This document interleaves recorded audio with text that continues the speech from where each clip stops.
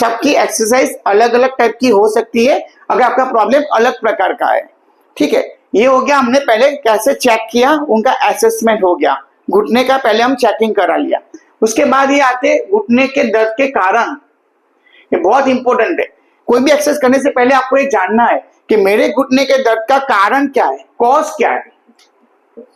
तो आपको पहले कारण जानना है। सबसे पहले कारण लिखा है हेरिडिटरी और स्टैंडिंग किचन वेस्टर्न टॉयलेट, जो आपको पता ही है। हेरिडिटरी यानी किसी को जन्मजात से है, मम्मी पापा को था, बहुत सारा घुटना घिसा हुआ था, बहुत छोटी उम्र में आ गया था, आज आपको कम उम्र में आ गया। कोई हेरिडिटरी भी होता है जिसको आप गठियावा भी बोलते हो कभी कभी, वो भी हेरिडिटरी में आता है, वो ब्लड के रिलेटेड होता है। वो वहां है कि नहीं, जैसे घूमता हुआ बोलते हैं आप लोग कि जोड़ों का वहां कभी ये दुख गया कभी ये दुख गया, तो उसमें आंगली वांगली कभी मुड़ जाती है, ओके, पंजे मुड़ जाते हैं, तो वो प्रॉब्लम होता है, वो हेरिडिटरी वाला होता है, जो आपको आपके आगे के जनरेशन से आप में आया है, वो बहुत छोटी एज में आ जाता है। ओके, वो ब्लड की जांच से पता चलता है, उसको रुमाटॉइड आर्थराइटिस बोलते हैं। ओके, तो वो आपको ब्लड की जांच से पता चलता है। और एक टाइप का पेन जॉइंट पेन आता है, जिसमें भी ऐसे घुटने जैसा प्रॉब्लम आता है कि चलते चलते पांव अटक गया, रुक गया, एकदम लॉक हो जाता है, फिर थोड़ा बैठ के ऐसे हिलाओगे तो ही ढीला होगा, तो वो घुटने की घिसाई भी हो सकती है। और प्रकार के रुमाटॉइड मैंने बताया, गठियावा भी हो सकता है, गाउट करके भी एक रोग आता है, वो भी हो सकता है, जिसमें आपको जॉइंट के आजू बाजू सूजन हो जाएगी, लाल लाल हो जाएगा, दर्द करेगा मूवमेंट में, तो वो भी हो सकता है। तो आपको वो जांच कराना है। ओके, तो सबसे बड़ा कारण हुआ क्या तो आपको हेरिडिटी है, वो आपका एक रीजन हो सकता है अगर वो ब्लड से आपके अंदर आए। और दूसरा एक रीजन आज के जमाने में बहुत कॉमन रीजन है, ओके, उसका नाम है standing kitchen and western toilet. पहले के जमाने में क्या था, सब किचन नीचे था, नीचे वो लोग गैस पे खाना बनाते थे, कोलसा में खाना बनाते थे, ओके, लकड़ी से खाना बनाते थे, तो एक ही जगह बैठ के करते थे, यानी उनको वो घुटने पे लोड नहीं आता था। ये अभी के जमाने में क्या हो गया, सब मॉडर्न किचन हो गए, तो आपको प्लेटफॉर्म वाला किचन हो गए। आपको 1 घंटा 2 घंटा 3 घंटा जो भी किचन में खाना बनाना है, नाश्ता बनाना है, ब्रेकफास्ट बनाना है, डिनर लंच बनाना है, आपको उनसे कम से कम लेडीज लोगों को 2 से 3 घंटा खड़ा रहना पड़ता है। तो वो खड़ा, उसको बोलते हैं स्टैंडिंग किचन। वो खड़े होने किचन की वजह से आजकल के टाइम पे ये घुटने का प्रॉब्लम बहुत ज्यादा हो गया है। ओके, ये सबसे बड़ा रीजन है। और दूसरा रीजन है वेस्टर्न टॉयलेट। पहले क्या था, इंडियन टॉयलेट था, तो लोगों घुटने से मुड़ के बैठ के ओके टॉयलेट जाते थे। अभी क्या हो गया, वेस्टर्न टॉयलेट हो गया, यानी आपको घुटने के मुड़ने की एक्सरसाइज ही जैसे मान लो बंद जैसी हो गई है। ऊपर ही सिटिंग में बैठ गए, सिटिंग से खड़े हो गए, पूरा नीचे बैठने का, पूरा नीचे खड़ा होने का तो एकदम काम ही जैसे मान लो कम से कम हो गया। उसकी वजह से बहुत ज्यादा लोगों को घुटने के मसल्स टाइट हो जाते हैं, पीछे के मसल टाइट होते हैं, उसकी वजह से ये पेन आने का सबसे ज्यादा चांसेस है। क्योंकि आप लोगों की, हम लोगों की ये फ्लेक्सिबिलिटी कम हो गई है, वो मूवमेंट भी कम हो गई है। जहां तक डाइनिंग टेबल से खाना क्या आ गया, तो ऊपर ही बैठ के खाते, ऊपर ही बैठ के पढ़ते, ऊपर ही बैठ के ऑफिस में काम करते, ऊपर ही बैठ के पूजा करते हैं आजकल तो लोग। तो यानी आपको नीचे बैठने का तो काम आपने छोटी उम्र से ही बंद कर दिया है, तो आपको वो आगे जाके वो प्रॉब्लम तो आने ही वाली है। उसके बाद का जो मेन इंपॉर्टेंट रीजन है ये घुटने का पेन का, घुटने के दर्द का रीजन है ओबेसिटी, यानी मोटापा। मोटापा आज तो बहुत कॉमन हो गया, आज तो छोटे बच्चों में भी ये मोटापा का प्रॉब्लम है।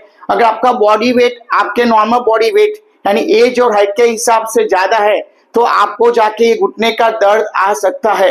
दर्द कोई भी प्रकार का हो, घिसाई वाला हो या इंजरी वाला हो या कोई ढक्कन का हो, आगे पीछे ऊपर नीचे वाला हो, लेकिन वो दर्द आपको मोटापा की वजह से आ सकता है।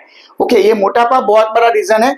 इसलिए अगर मोटापा की वजह से आपको घुटने का दर्द है, तो उसको आप डाइट और एक्सरसाइज 2 चीजों से आप इसको साथ में मिला के उसको कम कर सकते हो। तो आपको दवाई पे नहीं जाना होगा, लेकिन आपको पहले से जगना है कि मेरे को पहले मोटापा है। अगर मान लो किसी को मोटापा हेरिडिटी से ही है, वो मान लो बहुत करते वेट कम नहीं होता है, तो कोई बात नहीं। अगर आपका वेट कम नहीं हो रहा है तो सामने आप ये कर लो, मसल्स की एक्सरसाइज कर लो, आपके मसल्स को स्ट्रॉन्ग कर दो एक्सरसाइज करके, जो आपका मोटा वाला बॉडी भी उठा पाए। तो आपको को मोटा शरीर होने के बाद भी घुटने का दर्द नहीं होगा। हमने देखा है बहुत सारे पेशेंट जिनका बॉडी वेट बहुत ज्यादा है, ओके, लेकिन उनको घुटने का दर्द नहीं है। और ऐसे भी लेडीज देखे, ऐसे भी जेंट्स देखे एकदम पतले है, ओके, एकदम हाथ पांव पतले, तो भी उनको घुटने का दर्द बहुत ज्यादा है। यानी कहने का मतलब ऐसा नहीं है कि आपको मोटापा से ही घुटने का दर्द आ सकता है, कभी कभी आपके मसल्स कमजोर होने की वजह से घुटने का दर्द आ सकता है। ओके, लेकिन मोटापा एक रीजन है घुटने के दर्द का। तो आपको मसल जो है पॉइंट मसल स्ट्रेंथ पे आके अटकता है। जितना घुटने का स्ट्रेंथ आपका ज्यादा उतना आपको ये घुटने की घिसाई का प्रॉब्लम आने का चांसेस कम है। ठीक है, फिर तीसरा पॉइंट देखते हैं जो घुटने के दर्द का होता है वो होता है एजिंग। जैसे उम्र बढ़ गई ऐसे ऐसे धीरे धीरे बॉडी में से हमने बताया ऑस्टियोपोरोसिस यानी कैल्शियम विटामिन डी की कमी हो गई, उसकी वजह से भी धीरे धीरे घिसाई चालू होती है। लेकिन देखो हम फिजियोथेरापिस्ट कैल्शियम में तो हम कुछ नहीं कर सकते, लेकिन वो एक चीज कर सकते हैं, आपका चाहे हड्डी कमजोर होती जाएगी उम्र के हिसाब से, लेकिन हम आपके मसल्स को स्ट्रांग रखेंगे तो आपको कभी भी वो घुटने का दर्द या कोई भी जॉइंट का जो घिसाई बोलते हैं वो आएगा नहीं। अगर आएगा भी तो भी आपको पेन नहीं करेगा, या तो कोई आपकी एक्टिविटी में लिमिटेशन नहीं देगा, आप सब कुछ अपना घर का काम अपने आप कर पाओगे। ओके, तो ये भी एक जानना बहुत जरूरी है।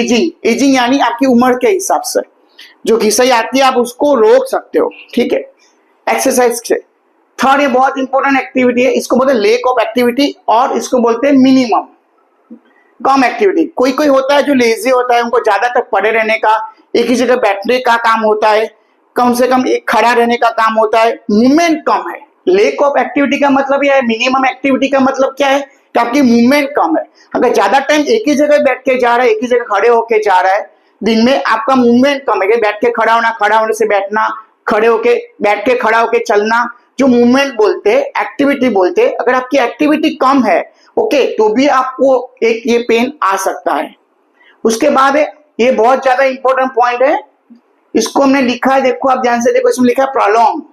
प्रोलॉन्ग यानी उसका हिंदी होता है ज्यादा, कभी कभी उसका होता है बहुत ज्यादा, यानी आपको बहुत टाइम दिन में 24 घंटे में अगर आप मार्क करो, खुद पे ये एसेस करना है कि मेरे का ज्यादा काम क्या होता है, ज्यादा खड़ा रहना वाला होता है काम, ज्यादा मेरा काम पूरे दिन में 24 घंटे से मैं कितने घंटा बैठती हूँ या बैठते हैं हम लोग, कितना बैठ के काम करते हैं, कितना खड़ा होके काम करते हैं, कितना सोते हैं हम, ज्यादातर कितना घंटा हम सोते हैं, यानी सो के कुछ आप आराम कर रहे हो, कितना घंटा कर रहे हो, कितना आप वॉकिंग कर रहे हो, कितना लंबा वॉक कर रहे हो।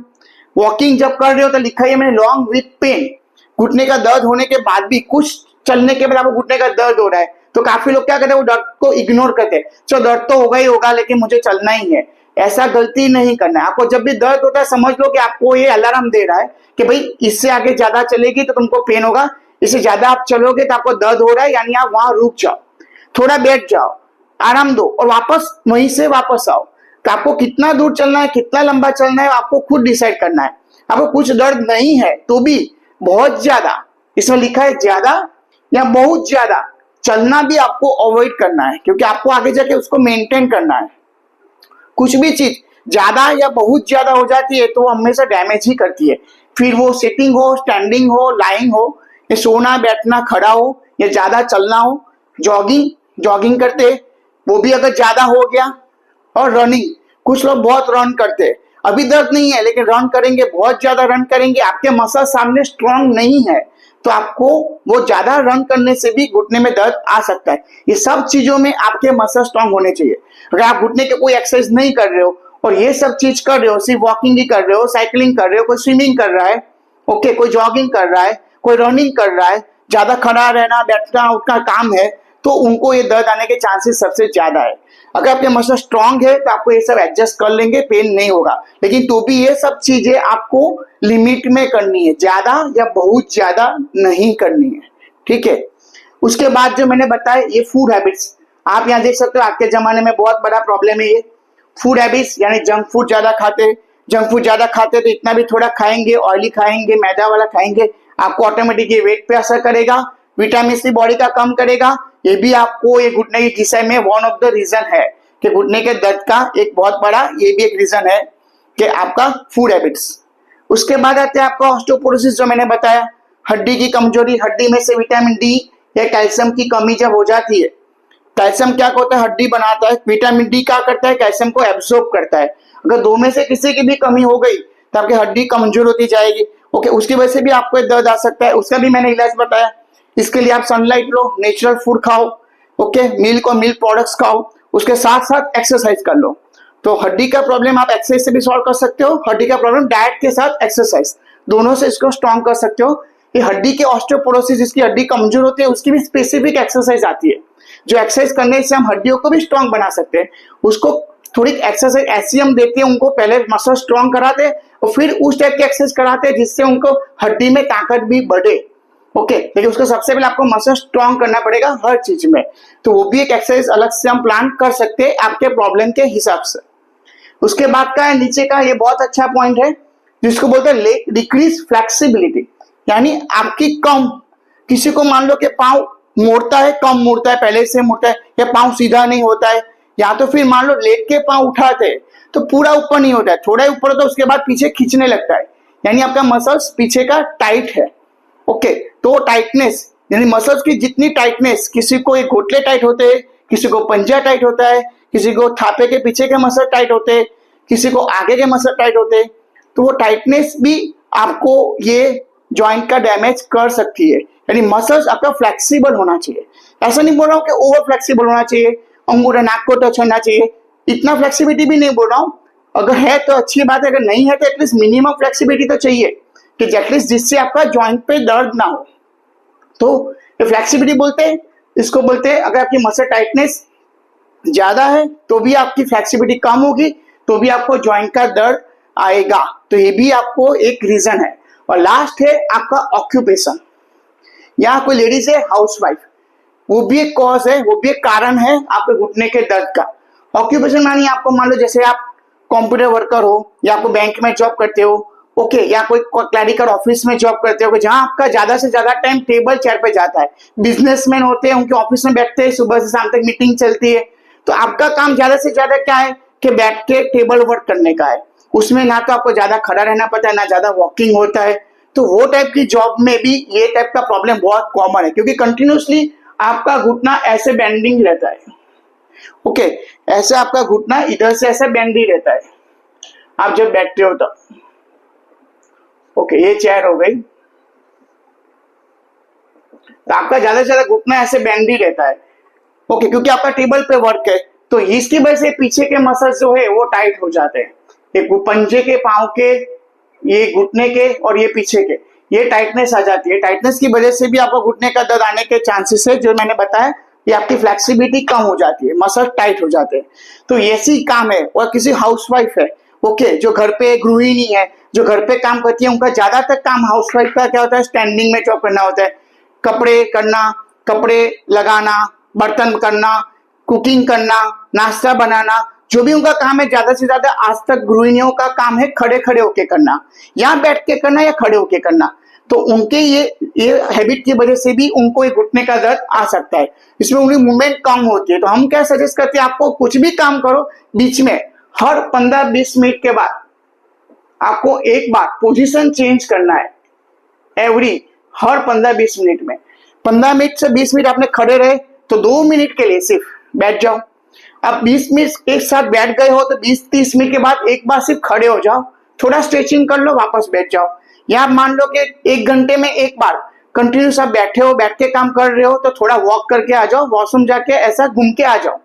आप ऑफिस में हो तो भी 1-2 मिनट का चक्कर मार के वापस आके बैठ के वापस 1 घंटा काम करो। हर 1 घंटे पे थोड़ा वॉक करो, हर आधे घंटे पे 20-25 मिनट पे आप अपना पोजीशन चेंज करो। खड़े खड़े लेडीज लोग अगर काम कर रहे किचन में, तो थोड़ा बोलो चेयर पे बैठ जाए, 5 मिनट किचन का बैठका वाला काम ले ले, वापस 20-25 मिनट का खड़े वाला काम, वापस 5 मिनट बैठने वाला काम, और 5 मिनट वापस खड़े होने का, वापस फिर आपको थोड़ा वॉक करने का। ऐसे अलग अलग पोजीशन में काम करते रहो, तो आपको ये जो टाइटनेस वाला और ये जो खड़े रहने वाला, कंटिन्यूस एक ही जगह बैठने वाला, खड़ा रहने वाला काम कम करोगे तो घुटने का दर्द कम होगा।